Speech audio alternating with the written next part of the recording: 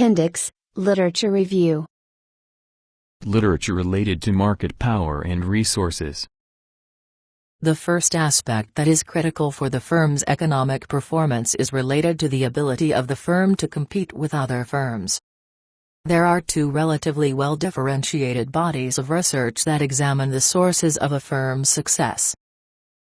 Industrial Organization, IO, theorists Brandenberger and Nalbuff, 1 Chamberlain, 2 Coase, 3 Dixit and Skeath, 4 Penrose, 5 Freudenberg and Tyrrell, 6 Nelson and Winter, 7 and Martin, 8 believe that the economic performance of a firm depends on the industry structure. Bain, 9 the father of IO thinking, demonstrated that the profitability of manufacturing sectors in which the 8 largest firms concentrated 70% of their sales were twice as profitable as sectors with lower concentrations. He also showed that sectors with high entry barriers, cost advantages, product differentiation, or economies of scale, permitted the incumbent to charge higher prices than strictly competitive prices. Michael Porter 10 integrated and popularized the rich research developed after Bain, proposing his 5 forces approach, which provides strong linkages between industry structure, firm strategy, and profitability. This view was followed by various extensions, the most critical of which incorporated game theory into IO. Interestingly, Porter's second book, Competitive Advantage 11, is somewhat of a betrayal of his original view, showing that what makes a firm more or less profitable is its own value chain, a firm's internal aspect, and how its value chain compares to competitors' value chains.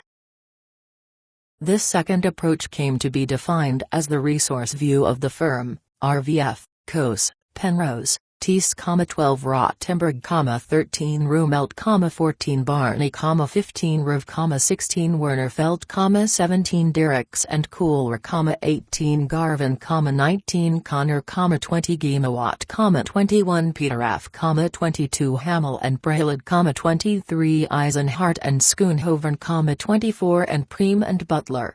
25 Here, it is not the industry structure but the ability of the firm to develop unique inimitable resources that drives competitive advantage.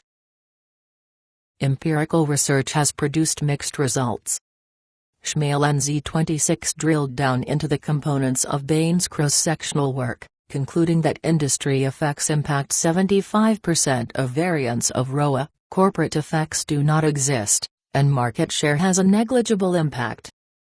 Rumelt found the opposite, business unit effects are 6 times larger than industry effects. Rumelt states, business units differ from one another within industries a great deal more than industries differ from one another. Roquepert, Phillips, and Westphal 27 tried to reconcile Rumelt and Schmalensky's findings, but ended up supporting Rumelt. McGinn and Porter 28 introduced corporate effects, which they found to be less influential than industry effects. In the battle of ideas, the RVF, the firm as responsible for the success, appears to be the winner, and IO, the industry as responsible for success, is an outdated perspective. This author disagrees.